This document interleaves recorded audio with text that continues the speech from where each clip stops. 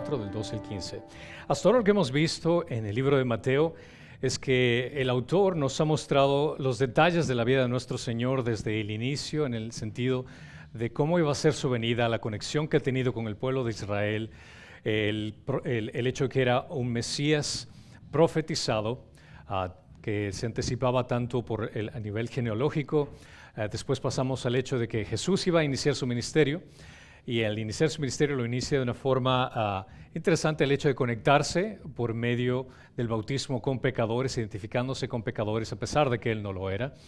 Y después pasa por un proceso de tentación en el cual fue expuesto a tentaciones que Adán y Eva experimentaron, pero que en esta ocasión, a pesar de que Adán y Eva estaban en el paraíso, tenían todo lo que necesitaban, y Jesús, estando en el desierto, necesitando todo, superó y pudo pasar estas tentaciones fuertes. Ahora se nos presenta el inicio de una siguiente etapa en la vida de Jesús, donde está el ministerio público de Jesús. De aquí comienza la parte donde vamos a entender lo que él estaba predicando, el mensaje, cómo se conectó con otras personas, y este es el inicio de lo que va a ocurrir aquí. En Mateo capítulo 4, del 12 al 25, menciona: Cuando él oyó que Juan había sido encarcelado, se retiró a Galilea, y saliendo de Nazaret fue y se estableció en Capernaum, que está junto al mar, en la región de Zabulón y de Neftalí, para que se cumpliera lo dicho por medio del profeta Isaías cuando dijo: tierra de Zabulón y tierra de Neftalí, camino del mar, al otro lado del Jordán, Galilea de los gentiles. El pueblo asentado en tinieblas vio una gran luz, y a los que vivían en región y sombra de muerte, una luz les resplandeció. Desde entonces Jesús comenzó a predicar y a decir: arrepentíos, porque el reino de los cielos se ha acercado. Y andando junto al mar de Galilea, vio a dos hermanos, Simón, llamado Pedro, y Andrés su hermano, echando una red al mar porque eran pescadores. Y les dijo: seguidme, y os haré pescadores de hombres. Y eran pescadores.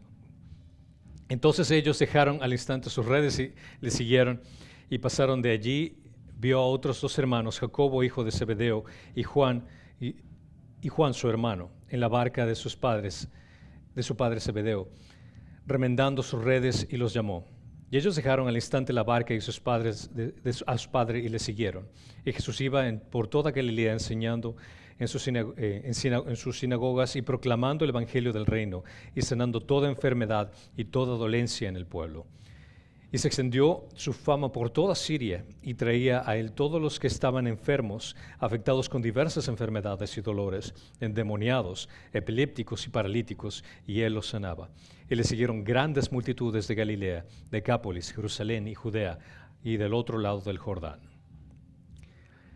Cuando vemos en capítulo 4, versículo 12, cuando él oyó que Juan había sido encarcelado, se retiró a Galilea. No hay razón para pensar que Juan el Bautista fue encarcelado inmediatamente después de la tentación de Jesucristo. Recuerden que Mateo no está escribiendo en una forma cronológica. Mateo está escribiendo en una forma en la cual relata los eventos. Entonces, como puede que haya sido inmediatamente de la tentación al encarcelamiento, o puede ser que en el proceso pasó algo tiempo y después lo encarcelaron, después de la tentación. Mateo escribió nuevamente su libro por temas, pero algo que realmente enfatiza aquí es el hecho de que a partir de esto, que él había sido encarcelado, Jesús se retiró a Galilea. Juan fue encarcelado por su atrevida reprimenda a Herodes de Antipas, que eventualmente vamos a leer en Mateo capítulo 14, de 3 al 12.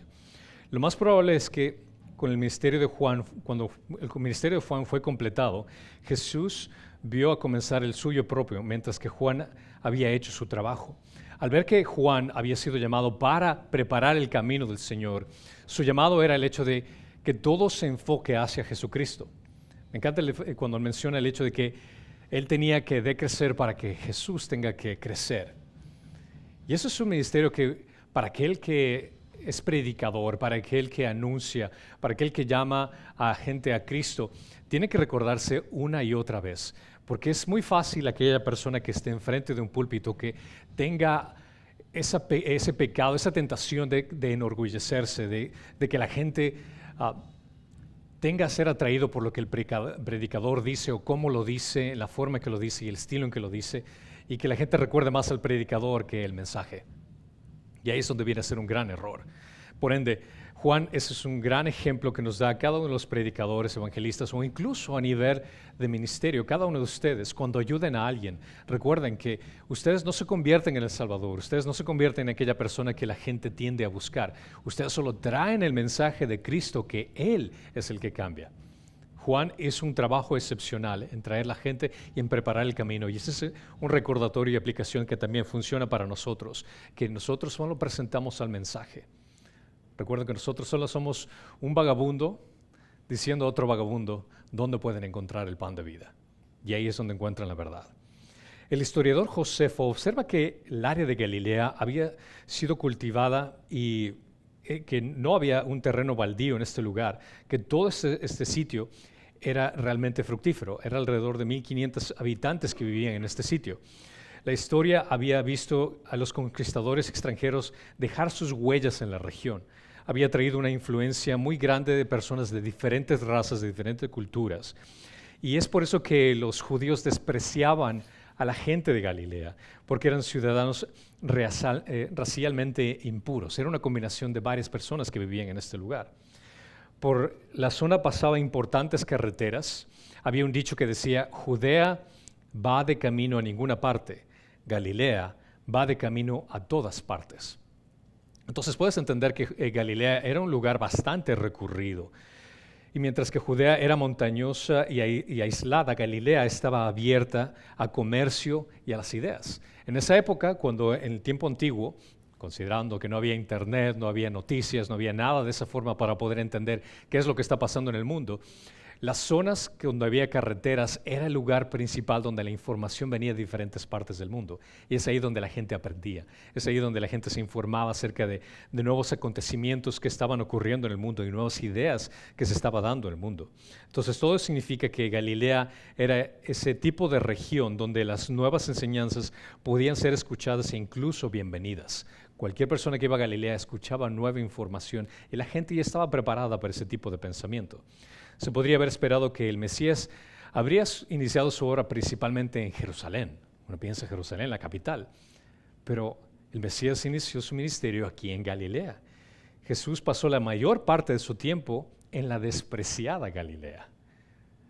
Y esto puedes ver la conexión que hace nuevamente de Mateo, como cuando se bautizó, que hizo la relación con pecadores, ahora va a Galilea, que está en un lugar rechazado por los judíos, y es fuera de lo común esta presencia de este Mesías. Versículo 13. Y saliendo de Nazaret fue y se estableció en Capernaum, que está junto al mar, en la región de Zabulón y de Neftalí. La estancia de Jesús en Nazaret terminó abruptamente. Se puede considerar que fue tal vez por la violencia que él había experimentado y el posible trato de asesinarlo que hubo, y lo puedes leer en Lucas 4, del 16 al 30, donde la gente lo trató de matar en Nazaret, y por eso tal vez posiblemente haya salido de ese lugar. Él hizo su cuartel general en Capernaum, en Galilea de los Gentiles. Es un importante pueblo en la ruta comercial, como mencioné anteriormente, en el extremo norte del mar de Galilea. Y es un alcance universal donde la gente venía, daba información, y donde a partir de este punto él podía dar esa información a las demás personas de quién era él, qué es lo que venía a hacer. Una comparación de los evangelios revela que Cristo ya había ministrado extensamente en Capernaum, y ese es el lugar por donde se llegó a conocer extensamente acerca de su popularidad. El versículo 14 menciona que para que se cumpliera lo dicho por medio del profeta Isaías cuando dijo, y menciona la profecía. De manera característica, Mateo encuentra que todo lo que esto se hizo fue para cumplir la profecía. Cada uno de estos enlaces era para dar ese conocimiento acerca de quién era Él. Lo que está escrito en la Escritura debe encontrarse su cumplimiento, y así el Mesías hizo su morada en el lugar mencionado por el profeta. Él tenía que ir a Galilea, tenía que predicar en este lugar, porque era parte de lo que había sido anunciado de las Escrituras anteriormente. Y la profecía que menciona en versículo 15, tierra de Zabulón y tierra de Neftalí, camino del mar, al otro lado del Jordán, Galilea de los gentiles. La tierra de Zabulón y la tierra de Neftalí se referían originalmente a las tierras tribales donde estaría el gozo. Pero para Mateo se refería más el gozo de lo que era culturalmente hablando, sino de quién estaba ahí. Y el gozo era Jesucristo. Galilea de los Gentiles, nuevamente, es el nombre anunciado que se encontraba en la ruta donde habían varios gentiles que entraban por este lugar. Los habitantes habían sido judaizados en ciertos casos y en algunos casos habían sido obligados a aceptar la circuncisión alrededor del año 104 a.C. Ahora, si es que tú eres obligado a ser circuncidado, puedes entender que el compromiso del judaísmo probablemente no era tan sincero, si es que te obligan a hacer esto. La población mixta de Galilea hizo que los judíos de Jerusalén menospreciaran a los galileos. Para Mateo era importante que el Mesías viniera a los despreciados de Galilea. Una y otra vez ves esta información de este Mesías que va a los despreciados, que alcanza a los que los judíos, a los religiosos no querían relacionarse. La población mixta de Galilea hizo que los judíos de Jerusalén menospreciaran a los galileos una y otra vez, y Jesús fue a buscarlos, aquel que ha sido despreciado. Dios no actúa de acuerdo con las expectativas de las personas. Dios vino a cambiar completamente el formato de lo que los religiosos estaban esperando, sobre todo lo que el Mesías iba a hacer. Él hace una gran obra entre los humildes y los despreciados. Si bien Jesús no se mezcló mucho con los gentiles, la salvación que vino fue a traer tanto para ellos como para los judíos. A pesar de que su mensaje fue alcanzar a las ovejas perdidas de Israel, aún así estuvo relacionado con gentiles a su alrededor y el mensaje eventualmente fue también para los gentiles, los cuales somos tanto tú como yo. El versículo 16 continúa. El pueblo sentado en tinieblas vio una gran luz, y a los que vivían en región y sombra de muerte una luz les resplandeció. Aquí en Mateo 4:16 habla acerca de una profecía que se mencionó en Isaías capítulo 9 del 1 al 2, que dice: pero no habrá más lobrenguez para la que estaba en angustia, como en tiempos pasados. Él trató con desprecio a la tierra de Zabulón y a la tierra de Neftalí, pero después la hará gloriosa por el camino del mar al otro lado del Jordán, Galilea de los gentiles. El pueblo que andaba en tinieblas ha visto una gran luz. A los que habitaban en la tierra de sombra de muerte, la luz ha resplandecido sobre ellos. Zabulón, Neftalí, Galilea, todos estos eran frontera del norte de Galilea, como mencioné, estaban marcando el comienzo de los días oscuros para Israel. Antiguamente, los días debían de estar llenos de tristeza, más por el hecho de, recuerdan que cuando estamos leyendo en Isaías, cuando el pueblo había desobedecido y el castigo que Dios les había otorgado era el hecho que iban a ser extraídos a otro país, que iban a ser conquistados. Por ende, puedes ver el hecho de la oscuridad que estaban viviendo. Pero Dios transformaría esa tristeza en honor. Las personas en cuestión estaban habitualmente en la oscuridad, en una oscuridad tanto de mente como espiritual. Todavía estaban sentados por el hecho de que estaban esperando que algo ocurra. Estaban esperando que el nuevo Mesías llegue. Y esta idea se repite continuamente, lo que menciona aquí. La persona en mente cuando menciona las personas en mente, son aquellas personas cuyo horizonte está limitado por la muerte. No tienen esperanza. Es evidente que la forma en que la gente de Jerusalén consideraba a sus primos rurales, y viendo el contexto de la profecía, realmente no vieron el valor de que el Mesías iba a traer esa luz dentro de ese lugar. Mateo saca a relucir la verdad de que el ministerio de Jesús fue en primera instancia para aquellos quienes los líderes religiosos en su época habían descuidado. No solo eran rechazados, sino que también eran descuidados. Como líder religioso también tenías que predicar a todos ellos, darles información en sinagogas y darles información al respecto, pero ellos habían sido descuidados y Jesús fue específicamente para velar por ellos. Para estas personas ha llegado la luz del amanecer, la luz que disipa las tinieblas, y era el mejor regalo que Dios les había poder dado. Ahora, cuando se trata acerca de luz, ¿cómo trajo esa luz? ¿Qué significa eso acerca de la luz? Y esto se refiere a Mateo 4:23 a través de esa luz de su enseñanza y predicación y santidad. Este es el énfasis que vemos aquí del inicio del ministerio de Jesús.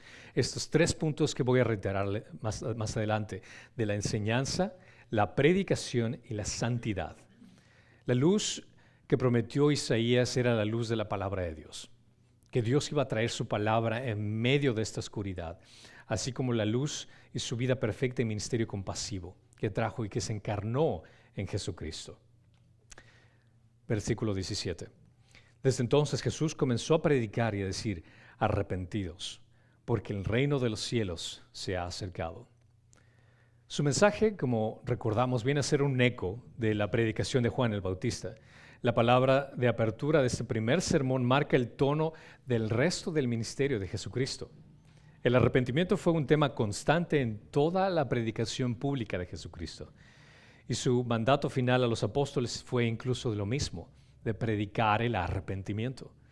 Él les ordenó predicar arrepentimiento. En Lucas 24:47 menciona: y que en su nombre se predicara el arrepentimiento para el perdón de los pecados a todas las naciones, comenzando desde Jerusalén. Si el reino de Dios está cerca, entonces claramente la gente debe de prepararse para ese reino, y eso significa arrepentirse de sus pecados. El preparar al recibir a Cristo debe de tener un corazón tierno, un corazón contrito, un corazón listo para recibir de esa gracia y esa misericordia. Jesús les pide que se den cuenta de que no son aptos para el reino de Dios. Si estás invitado a la casa de Dios, tienes que estar preparado para estar ahí. Y tú no eres apto. Y el arrepentimiento es esa preparación para poder estar ahí. Tal predicación es un llamado de atención a la acción, no una receta de complacencia perezosa. No se trata únicamente de decirte arrepiéntete, sí, lo voy a considerar, lo voy a pensar. No, arrepentimiento en la forma como lo está predicando aquí es el hecho de que tomes acción a hacer algo específico con respecto a tu vida. No debemos pasar por alto la importancia de este llamado del arrepentimiento. Al comienzo del mismo ministerio de Jesús, todos los demás se deriva de esto, de este mensaje: arrepiéntete, arrepiéntete. Así como se conoce, solo así se conoce el perdón que vino a traer. En Hechos, capítulo 3, 19 menciona: por tanto, arrepentíos y convertíos para que vuestros pecados sean borrados, a fin de que el tiempo de refrigerio venga en presencia del Señor. Sin arrepentimiento no existe conversión. Si no existe un arrepentimiento, entonces no estás reconociendo que necesitas un Salvador. El arrepentimiento es ver tu condición pecaminosa.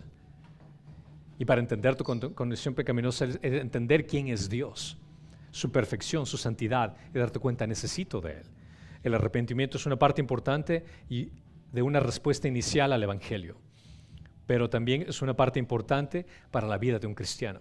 El arrepentimiento es parte del Evangelio, como mencioné en otra ocasión. Es el hecho es como una moneda de dos caras. Necesitas arrepentimiento y necesitas fe. Fe en el trabajo culminado de Jesucristo. Los dos van de la mano cuando una persona nace nuevamente. Pero el arrepentimiento no es algo que ocurre solo una vez en tu vida. No es el hecho de que me arrepentí hace 5 años cuando recibí a Cristo como mi Señor y Salvador y ya no tengo que volver a hacerlo. No, el arrepentimiento es algo constante. Es algo que tú haces diariamente. El reconocer tu pecaminosidad, el reconocer el trabajo del Espíritu Santo que está haciendo en tu vida. Y eso es algo que haces por el resto de tu vida cristiana. En el Nuevo Testamento el arrepentimiento está asociado con un cambio de mentalidad sobre el pecado. Decir lo siento, sentir pena o incluso una pena no es lo mismo que arrepentirse. El darte cuenta que hiciste mal no es lo mismo que el hacer algo para reparar ese daño causado. Una persona puede sentir lástima emocional por algo sin abordar el problema que haya cometido. 2 Corintios 7:10 menciona: porque la tristeza, que es conforme a la voluntad de Dios, produce un arrepentimiento que conduce a la salvación, sin dejar pesar. Pero la tristeza del mundo produce muerte. Judas sería un buen ejemplo, que sintió un gran remordimiento por lo que había hecho Jesús, pero no se arrepintió en la forma como Jesús estaba predicando, en la forma como los apóstoles comenzaron a predicar, en la forma como nosotros debemos de entender. En cambio, en lugar de arrepentirse y buscar a Cristo, Él se suicidó, como lo vemos en Mateo 27, 3-5.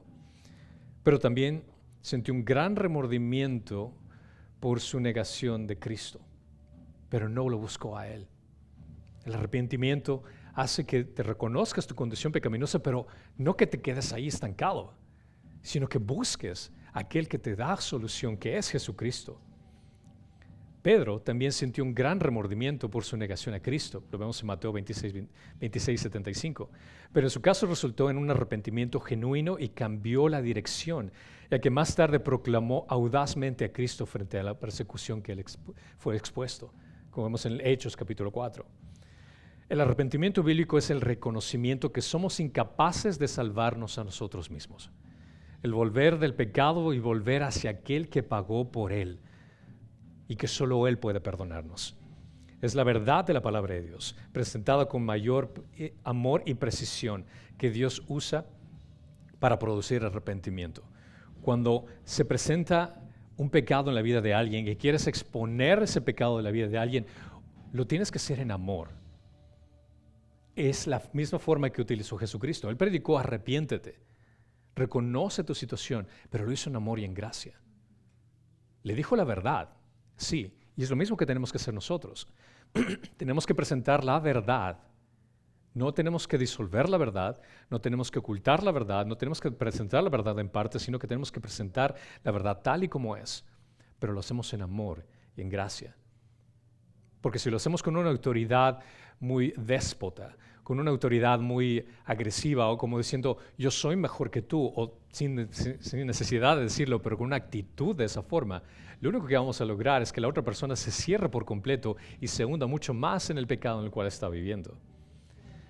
Si un creyente quiere arrepentirse del pecado que se ha infiltrado en su vida, es porque el Espíritu Santo está obrando en la vida de ese creyente. Esa es la gran diferencia que también existe con el arrepentimiento, por decirlo, del mundo, con el arrepentimiento que viene de Dios. El arrepentimiento viene de Dios es por la convicción que tenemos del Espíritu Santo, que no nos deja vivir tranquilos, no nos deja continuar con el día normal que tenemos, porque esa convicción te pesa tanto que no puedes seguir adelante, no te deja seguir adelante. Creo que les comentaba esta situación que tuve una vez en la casa, que salí de la casa, estaba yendo tarde al trabajo y me molesté por la basura, algo que había sacado, que mi esposa me dice, quiero que saques la basura. Y yo, no, estoy apurado, tengo que hacer esto. Es muy tarde y tanto. Fui manejando y realmente mi actitud fue muy mala. Ni siquiera pude llegar al freeway por la convicción que había dado el Espíritu Santo. Decir, es la forma como yo te trato a ti, así es como tratas a tu esposa. Me sentí tan mal que ni siquiera pude llegar al trabajo. Solo levanté el teléfono y le dije, Pau, te quiero pedir perdón por lo que hice. No fue la forma correcta en que tenía que haberlo hecho. Cuando en situación antes de conocer a Cristo, si es que eso hubiera pasado, mi orgullo hubiera ganado, decir, no, yo tenía la razón. Y así no haya tenido la razón, yo soy hombre. ¿Ven la diferencia? Eso es algo que tenemos que dejar que el Espíritu Santo nos hable y que nos haga caer en cuenta que el arrepentimiento es algo que tenemos por medio del Espíritu Santo. Es imposible poner tu fe en Jesucristo como Salvador sin primero cambiar de opinión sobre tu pecado y sobre quién es Jesús y lo que Él ha hecho. El arrepentimiento bíblico en relación con la salvación es cambiar tu mente de lo que piensas que el mundo te ha enseñado de lo que es una actitud normal a lo que Dios dice cómo tenemos que comportarnos y estar de acuerdo con lo que Dios dice en lugar con lo que el mundo dice. Toda la salvación, incluyendo el arrepentimiento y la fe, es resultado de lo que Dios nos da. Y eso es un regalo, eso es un don de Dios. El abrir nuestros ojos y el cambiar nuestros corazones, esto es algo que Dios nos otorga, incluyendo el arrepentimiento. La paciencia de Dios nos lleva al arrepentimiento.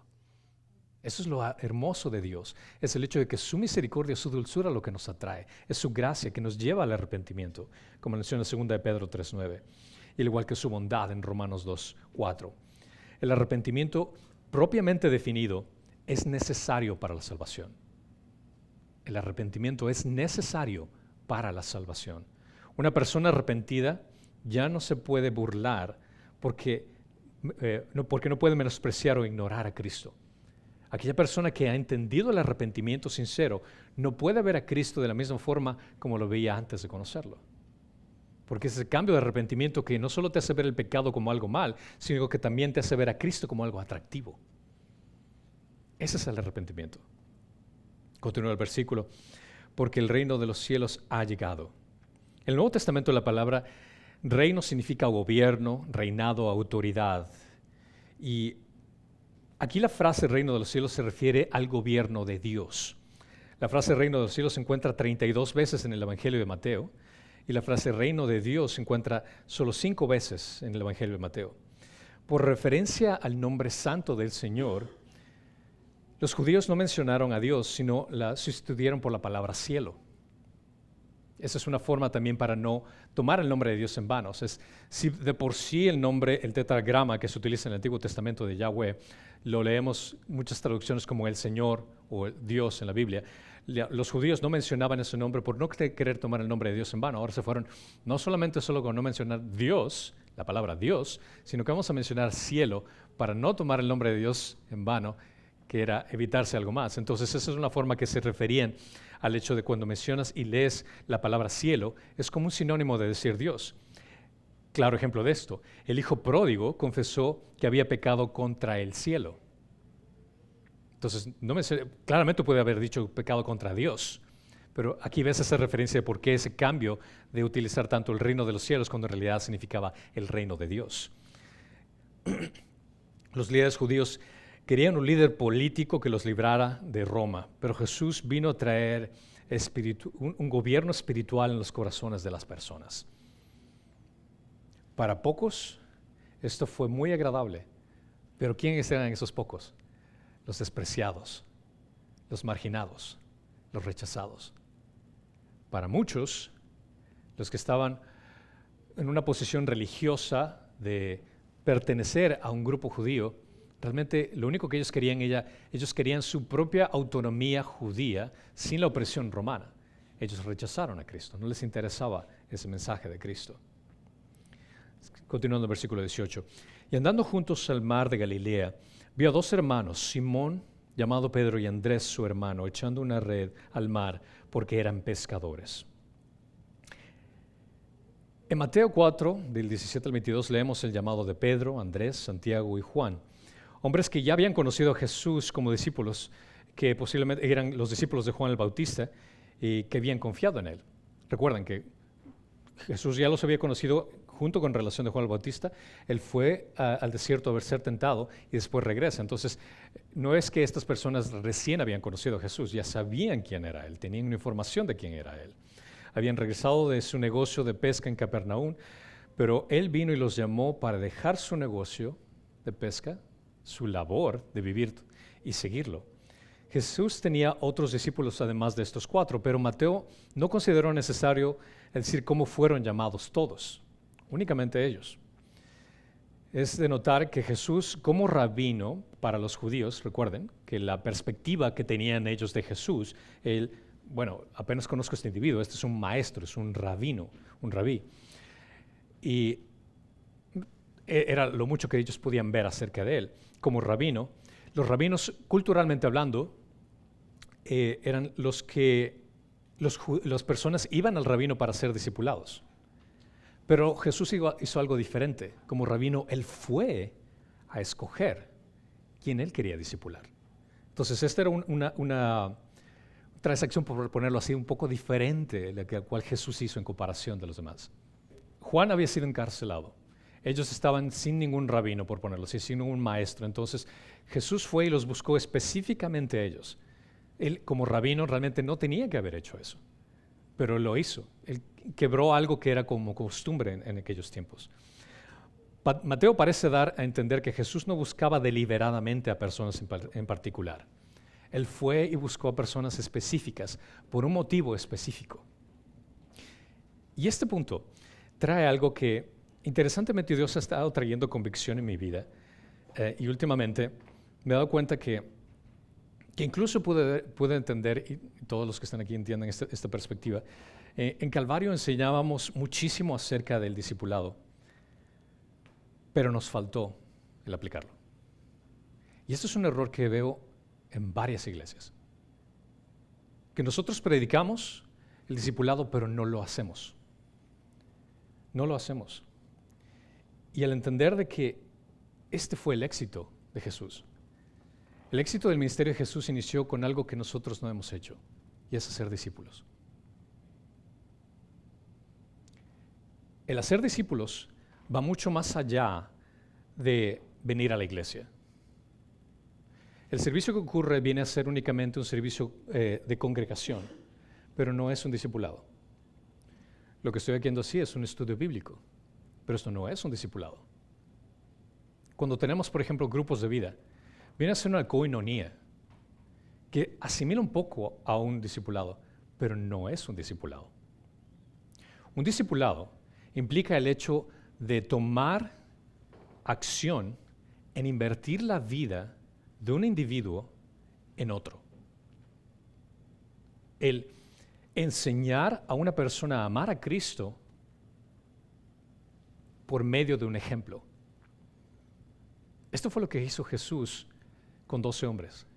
Y por medio de 12 hombres cambió el mundo. Por medio de 12 hombres cambió el mundo. Ahora, debemos explicar claramente de que el discipulado en la familia, eso es un dado por hecho. Nosotros como padres tenemos que discipular a nuestros hijos, pero lo que está hablando aquí es el hecho de que nosotros ir más allá y el tomar a una persona, a un individuo, e invertir en esa persona espiritualmente. Y esto es algo que quiero implementar tanto en mi vida como me gustaría que también ustedes lo hagan. Yo he puesto en mi corazón el discipular a hombres. Y lo voy a hablar abiertamente aquí también.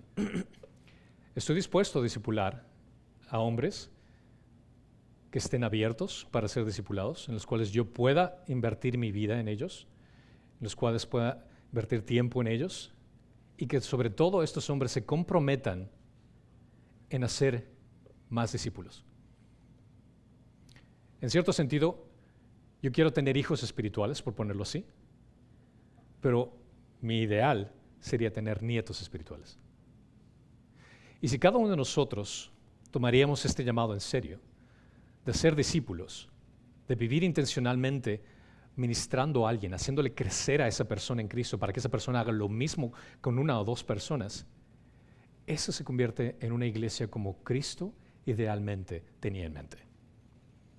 Hoy por la situación de cómo vivimos culturalmente, capitalismo, por el hecho de el país, la sociedad donde vivimos, hemos transformado la iglesia como una compañía más o menos en ese sentido, como una organización donde la gente viene, por ejemplo, vamos a entender aquí, la gente viene, disfruta la alabanza, entiende lo que se está predicando, aprende, se siente nutrida, pero no lo aplica. O por lo menos no lo aplica de una forma intencional a alguien específico que le ayude a crecer. Es por eso que te pongo un reto en tu vida, que obedezcas la palabra de Dios. Y el reto va a ser que es exactamente lo que Jesucristo hizo. Intencionalmente buscar a alguien en el cual tú le digas que quieres discipularlo. Y esa persona intencionalmente reciba ese llamado. Ahora, 3 puntos muy importantes para cuando quieras hacer esto. En primer lugar, tiene que ser un creyente. Obviamente no vas a discipular a alguien que no sea un creyente. Puedes hacerlo, pero no va a existir ese compromiso. No existe nada malo que tengas en mente una persona que no es un creyente, que le ayudes desde el inicio, que conozca a Cristo, pero el proceso idealmente tiene que ser un creyente. Segundo, debe tener la disponibilidad y la aceptación de querer hacerlo. Porque he pasado por situaciones en las cuales yo he querido discipular a alguien, pero no veo ese compromiso. He invertido mi tiempo, he invertido esfuerzo, enseñanza, pero no veo ese compromiso en que sí, yo quiero hacerlo, no. Tiene que haber ese compromiso y tiene que verbalmente decir, voy a comprometerme a hacer todo lo que me pides hacer y entre los dos crecer al mismo tiempo. Y tercero, que se comprometa a hacer lo mismo con otra persona. Eso es un discipulado que realmente hace crecer una iglesia saludable. Y me encantaría que el grupo que está aquí haga esto. Digamos, si ustedes, y que estando esta invitación, o para cualquiera de los hombres que están aquí presentes, si ustedes quieren que yo los discipule, yo lo haría. Si ustedes reciben ese compromiso, yo me voy a reunir con ustedes, ya sea una vez a la semana, hablamos por teléfono, compartimos, pero va a ser algo constante y yo voy a invertir en ustedes. Consideren si es que yo hago esto, asumiendo hipotéticamente, haciéndolo aquí con los 2, 3, 4, 5 hombres que están aquí presentes, y si ustedes hacen eso con 2 personas más, tenemos 10 personas. Si las mujeres hacen exactamente lo mismo, puedes entender cómo va a crecer la iglesia, y no necesariamente por el hecho de números, sino de profundidad. Porque yo podría hacer esto, yo podría predicar, hacemos una reunión en el parque donde yo predico el evangelio y digamos que unas 10 personas vienen, 20 personas vienen. Por el hecho de que no hubo un seguimiento, esas 10 o 20 personas tal vez se reducen a un 7 y se van a otro lugar. Y no existe ese compromiso, no existe ese crecimiento personal, no existe esa relación. Pero que con respecto al hecho de que ustedes 5 buscaron otras personas, 2 personas, ahora somos 10, pero existe ya esa relación. Es decir, que la iglesia no solamente crece en números, sino crece en profundidad. Y eso es algo que me gustaría que ocurra. No porque quiero extender mi reino, no, para nada, sino que quiero ser bíblico en lo que Jesús ha enseñado. Y eso es algo que lastimosamente no hemos hecho. Jesús buscó intencionalmente a personas para invertir en ellas, para transformarlas, para hacerlas crecer. Los discípulos de Jesús no solo aprendían de Él, sino que tendrían a otros en contacto vivo con Dios. Y el hecho de que la persona que tú estás discipulando vea tu estilo de vida, vea cómo tratas a tu familia, vea incluso y aprenda de ti cómo lees la Biblia, te pone a ti en una situación en la cual te hace crecer. Te pone a ti en un compromiso donde, bueno, yo no voy a decirte que leas la Biblia si es que yo no lo he leído. No voy a decirte que trates bien a tu esposa cuando yo estoy tratando mal a la mía. Te pone en una posición donde realmente te hace crecer. Y esto es algo que, si analizamos las Escrituras, por ejemplo, en Juan 17, 6 al 20, habla el hecho de que Jesús, incluso el objetivo de lo que Jesús había hecho, entendemos primordialmente que vino para morir en la cruz. Pero quiero que vayamos a Juan 17, 6 al 20 y leamos esto, para que veas la profundidad de lo que implica esto. En Juan 17, 6 al 20 dice, he manifestado tu nombre a los hombres que del mundo me diste. Jesús está hablando con Dios Padre. Eran tuyos y me los diste, y han guardado tu palabra. ¿De quién está hablando aquí? De los discípulos. Ahora han conocido que todo lo que me has dado viene de ti, porque yo les he dado las palabras que me diste, y las recibieron, y entendieron que en verdad salí de ti, y creyeron que tú me enviaste. Yo ruego por ellos. No ruego por el mundo, sino por los que me has dado, porque son tuyos. Y todo lo mío es tuyo, y lo tuyo mío, y he sido glorificado en ellos. Ya no estoy en el mundo, pero ellos sí están en el mundo, y yo voy a ti. Padre Santo, guárdalos en tu nombre, el nombre que me has dado, para que sean uno, así con nosotros. Cuando estaba con ellos, los guardaba en tu nombre, el nombre que me diste, y los guardé, y ninguno se perdió, excepto el hijo de perdición, para que las escrituras se cumplieran. Pero ahora voy a ti y hablo esto en el mundo para que tengan mi gozo completo en sí mismos. Yo les he dado tu palabra y el mundo los ha odiado, porque no son del mundo, como tampoco yo soy del mundo. No te ruego por que los saques del mundo, sino que los guardes del maligno. Ellos no son del mundo, como tampoco yo soy del mundo. Santifícalos en la verdad. Tu palabra es verdad. Como tú me enviaste al mundo, yo también los he enviado, y por ellos yo me santifico, para que ellos también sean santificados en la verdad. Mas no ruego solo por ellos, sino también por los que han de creer en mí por la palabra de ellos. Puedes entender que algo muy profundo en el ministerio de Jesús era el discipulado. No únicamente que Jesús vino a morir en la cruz y que la gente pueda creer a Él y que la gente esté como islas sin tener relación, sin tener crecimiento, sino primordialmente el ministerio de Jesucristo se inició con el discipulado. En 3 años logró cambiar la vida de 12 hombres, que esos hombres lograron cambiar la vida del mundo entero, obviamente por obra y gracia del Espíritu Santo.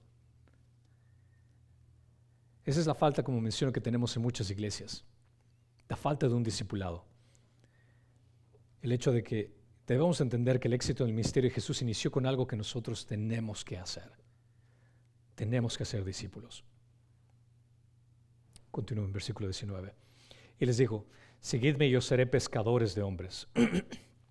Este llamado apunta claramente a una asociación duradera. Jesús no los invitaría a un paseo solamente por la orilla y que nos vemos en la tarde y conversamos una vez a la semana, nos vamos a reunir. No.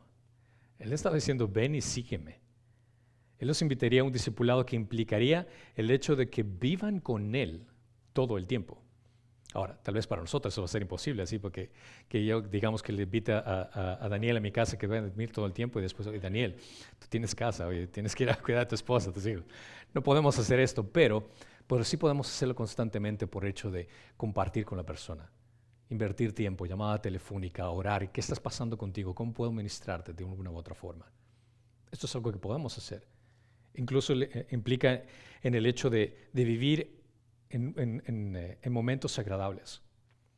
Algo que, por ejemplo, puedo darme cuenta, y le doy gracias a Dios en eso, que en cierto sentido pude aplicar el discipulado, no a profundidad, pero pude aplicar el discipulado es el hecho de que ustedes estén aquí. Porque de alguna u otra forma, yo he estado con ustedes en las buenas y en las malas. De alguna u otra forma, ustedes han estado conmigo en las buenas y en las malas. Y me conocen. Saben quién es mi esposa, saben quiénes son mis hijas. Y es esa relación la que nos une. Eso es un ejemplo muy leve, porque yo no fui intencionalmente un discipulador de ustedes, pero es un ejemplo muy leve de lo que puede ocurrir en una relación donde el discipulado se pone a raíz. Cuando analizamos y vemos el hecho de que Jesús buscó a pescadores, pone un contexto también muy interesante cuando utilizó el término de pescadores de hombres. Ahora, el término pescadores de hombres no era un término nuevo para que ellos hayan escuchado. Durante siglos los filósofos griegos y romanos lo habían utilizado para describir el trabajo de un hombre que busca atrapar a otros mediante enseñanzas y persuasión. Entonces era un sinónimo que ellos ya entendían qué significaba esto. O sea, quiero que seas pescador de hombres era sinónimo como que quiero que me ayudes a atrapar a otros hombres a esta mentalidad, a esta ideología. Pescadores de hombres era solo una de las muchas imágenes que Jesucristo utilizó cuando se trataba de evangelismo. Jesús también habló acerca del pastor que busca las ovejas perdidas. Vendría a ser otro sinónimo de idea de que quiero que traigas hombres para acá. También cuando habla acerca de trabajadores en el campo de la cosecha, también viene a dar esa misma idea. Dado que estos 4 hombres estaban involucrados en el negocio de la pesca, era lógico que Jesús iba a utilizar una ilustración que era muy familiarizado para ellos. Jesús tenía 4 a 7 jóvenes en el grupo de los discípulos que eran pescadores profesionales.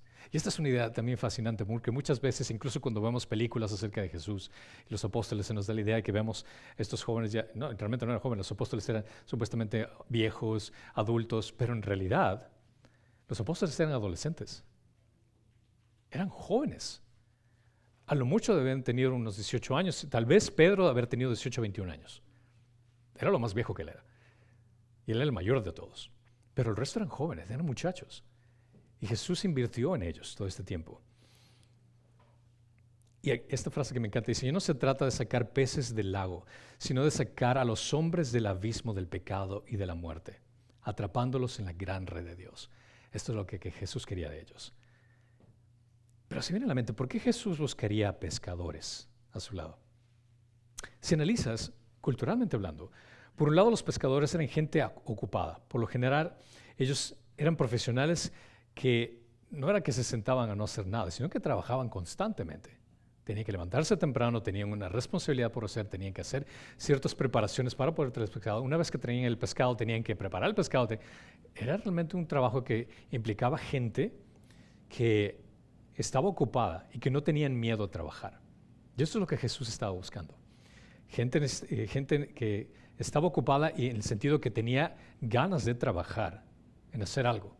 Los pescadores ciertamente necesitan paciencia y persistencia para pescar, habilidad también para hacerlo. Deben de aprender de otros dónde encontrar los peces y cómo atraparlos. Si utilizas ese principio en evangelizar, viene a ser lo mismo. Nosotros necesitamos persistencia para predicar, para alcanzar a alguien para Cristo. Necesitamos paciencia para hacerlo. Necesitamos habilidad, lo cual implica que tenemos que leer las Escrituras para ser mejores en lo que hacemos. Pero sobre todo la pesca exige fe. Los pescadores no pueden ver los peces y no están seguros de que si sus redes los van a atrapar o no. Entonces, al implicar esa connotación de peces, implica que nosotros también necesitamos fe, de que Dios es el que hace el trabajo. Nosotros somos pescadores, lanzamos la red que viene a ser Dios, pero Dios es el que hace el trabajo. La vocación conlleva un costo, y que implica dejar no solo la profesión, sino también las responsabilidades familiares que Él le estaba pidiendo a ellos. Un discípulo era por decirlo así, un seguidor en todos los sentidos. Se convertía en un compañero íntimo de la persona que le estaba discipulando y aprendiendo y promoviendo la idea singular. Y ese es nuevamente viene el punto, el hecho de que Jesús fue muy exitoso en esto, que Él los acogió y hizo discípulos de ellos.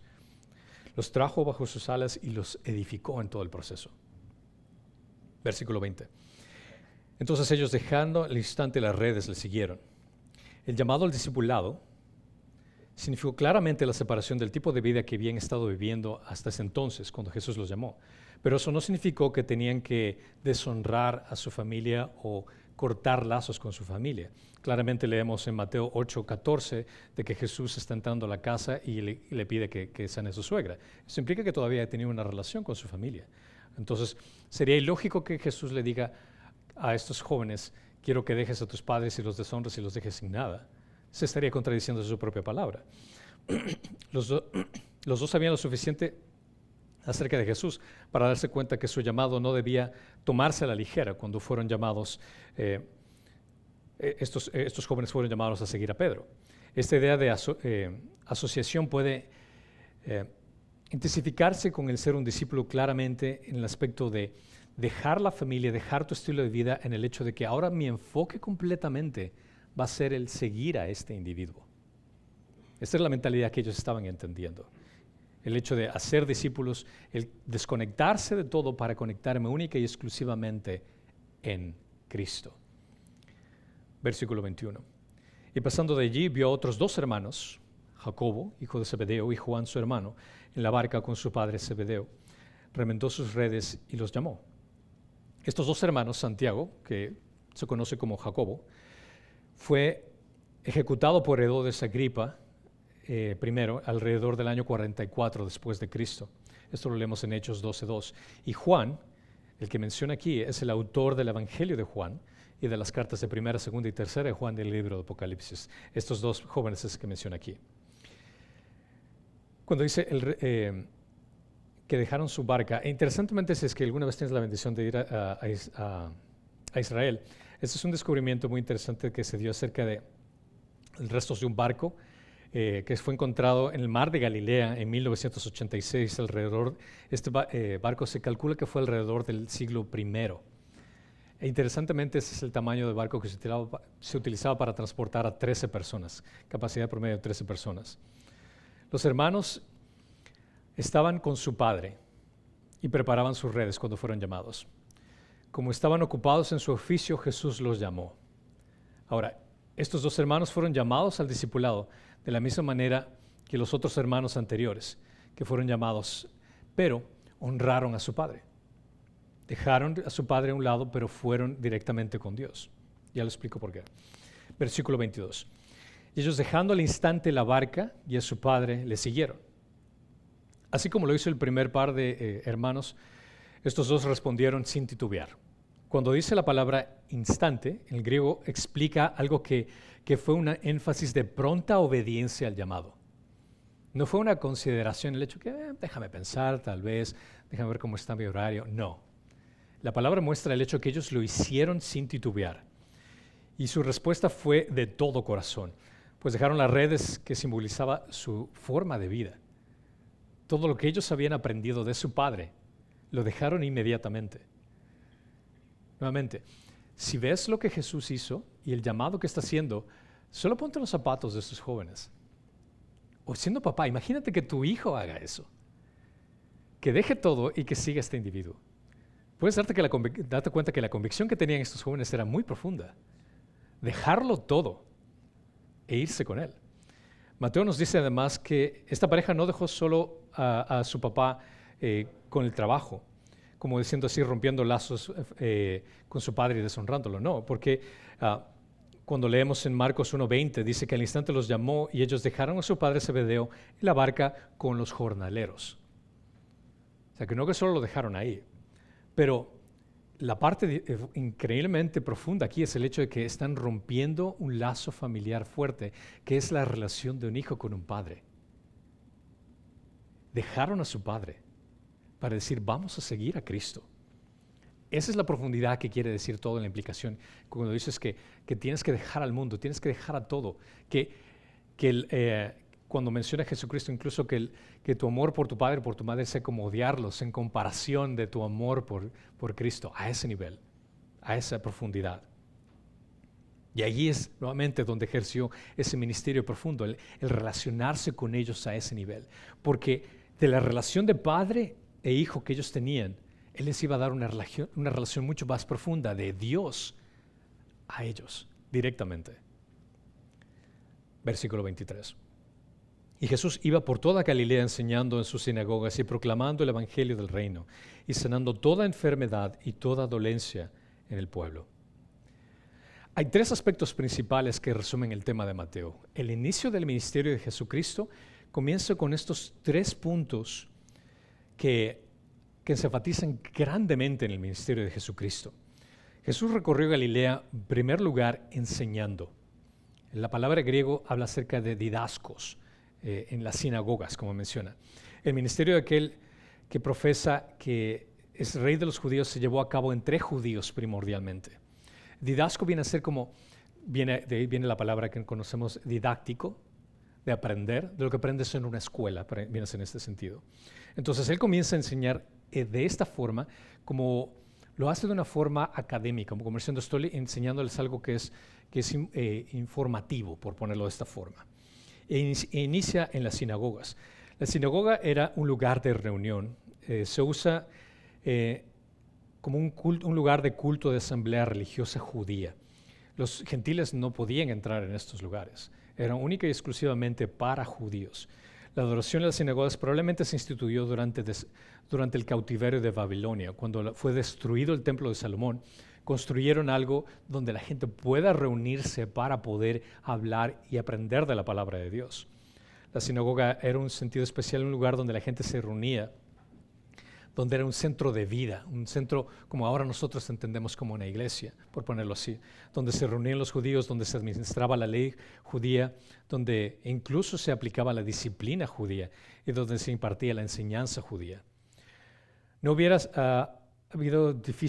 sido difícil para Jesús enseñar en una sinagoga porque estaba abierto para cualquier persona que quería leer las Escrituras y quería compartir acerca de la enseñanza de las Escrituras. Entonces no va a ser difícil para Jesús hacerlo. O sea, no es el hecho de que solo un pastor, o por ponerlo así, judío, un rabino, por ponerlo de esa forma, no solo que un rabino exclusivo tenía que enseñar en ese lugar, sino que estaba abierto para cualquiera que tal vez tenía información, conocimiento que pueda compartir con los demás.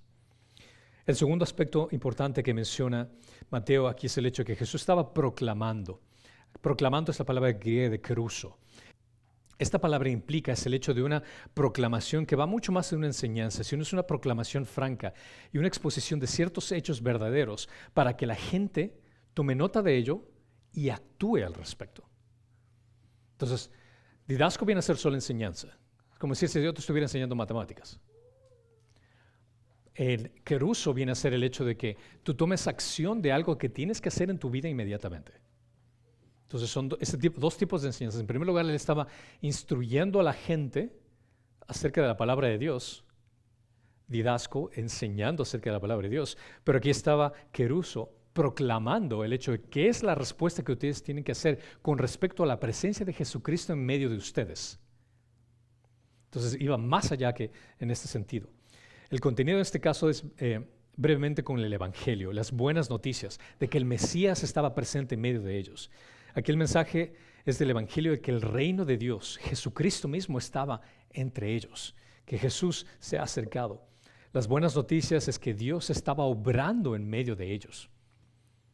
Y él estaba involucrándose con el ministerio profético que se había anunciado en Deuteronomios 18, de 15 al 19, que iba a decir que un profeta se iba a levantar entre ellos. Ese es el mensaje. Y su mensaje fue de que Dios se estaba moviendo para cumplir su programa del pacto con Israel y establecer su reino.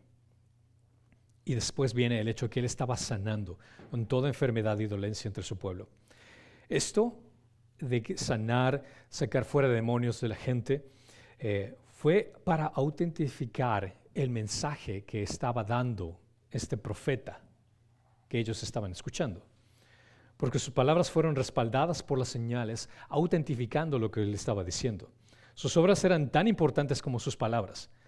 Todos se preguntarían, tal vez venga alguien que pueda hacer lo que él está haciendo y que pueda enseñar cómo está haciendo. Tal vez este no será el Mesías que estábamos esperando. Todas estas acciones debían de haber convencido al pueblo judío que Dios se movía en la historia para cumplir sus propósitos. Y Mateo escribió exclusivamente esto para que nuevamente judíos sepan acerca de este judío, de lo que estaba haciendo. En tanto, las escrituras como la tradición judía consideraban que la enfermedad es el resultado directo o indirecto de vivir en un mundo caído. Y al ver a este hombre que estaba sanando, daba un mensaje completamente diferente de quién era él. Mateo no dice cómo sanó, tampoco dice la forma en que lo hizo, no entra en detalles como lo hacían los curanderos de la antigüedad.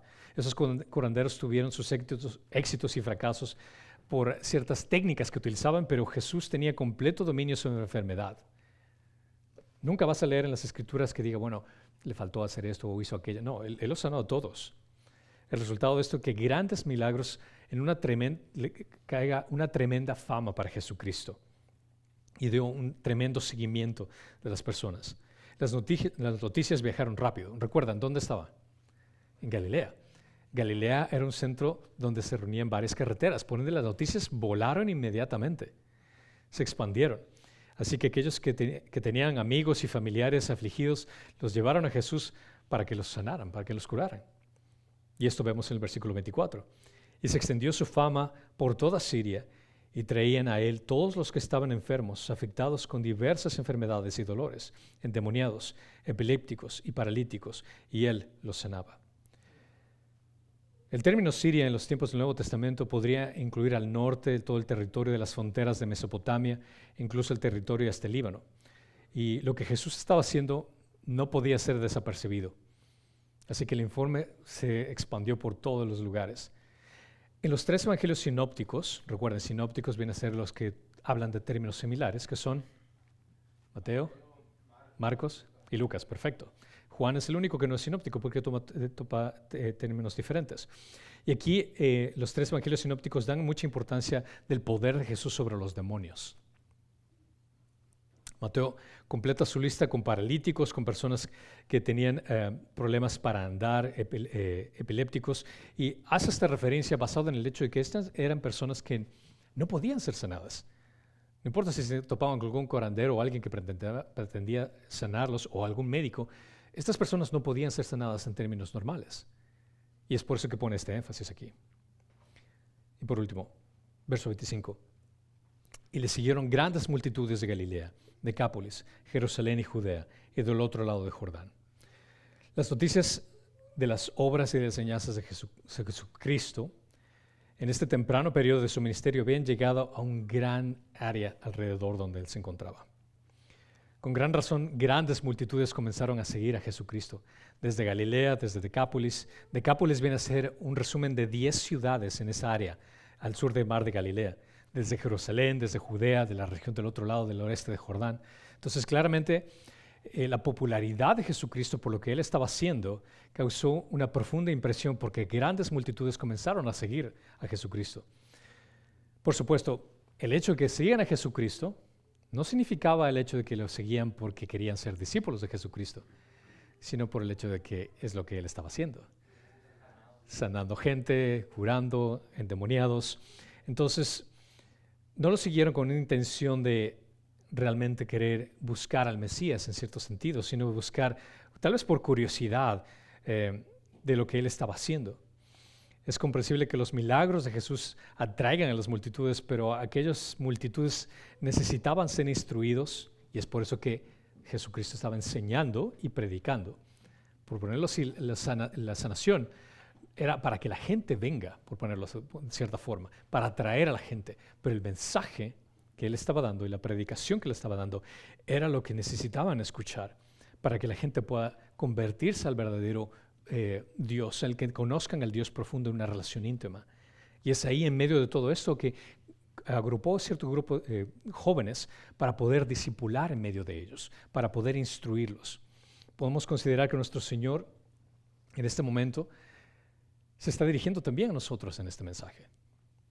El hecho de que tenemos que aprender tal como Él lo hizo y aplicarlos en nuestra vida. Debemos de considerarlo como aquel que invirtió su tiempo, su vida en otros individuos y cómo esto impactó a más personas también. Debemos de considerarlo como aquel que debemos de nutrirnos en su verdad. Debemos de regirnos por cómo Él nos pide que nos comportemos para que nosotros podamos hacer lo mismo con los demás. Recuerden, Pablo dijo, sígueme a mí de la misma forma que yo sigo a Cristo. Pablo, siendo apóstol, aprendió exactamente igual. Y ese es el mismo patrón que debemos de seguir. No debemos simplemente reconocer a Cristo como el camino, la verdad y de la vida y reconciliar ciertas informaciones teológicas en nuestra mente que digamos amén a cada momento, sino que debemos aplicarlas en nuestra vida para que las demás personas puedan ver la transformación de esa verdad intelectual en acciones que se demuestren con las demás personas. El Mesías vino no solo para salvarnos, sino para darnos ejemplo de cómo tenemos de seguir sus pasos, cómo debemos de tratar a su iglesia, cómo tenemos que crear a su iglesia. Para seguirlo, por lo tanto, debemos de andar como Él anduvo. Debemos de ministrar a otros en la forma que Él ministró. Esa es la forma en que nos ha llamado a ser. Ese gran Mesías, ese judío que vino a judíos y que vino no solamente para salvar judíos, sino gentiles que somos nosotros. Tenemos que imitarlo y agradecerle por la salvación, pero al mismo tiempo aplicar eso en otras personas. Amén. Padre Santo Todopoderoso, gracias, Señor, te damos por el regalo que nos diste de la salvación, pero sobre todo por el regalo del ejemplo de cómo vivir como el hombre perfecto. Sabemos que para nosotros es imposible ser como tú, pero tenemos el poder del Espíritu Santo que nos guía a ese camino que tú nos has encomendado a seguir. Te pedimos, Padre, Señor, que pongas en cada una de las personas que están aquí, que están escuchando esto, esa convicción en el corazón de discipular a alguien. Que seamos intencionales en buscar a alguien y que tú elijas a esa persona que debemos de discipular o a esas personas que debemos discipular.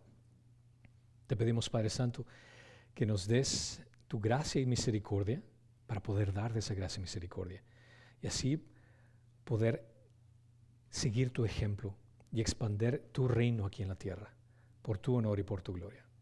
En Cristo Jesús te lo pedimos. Amén.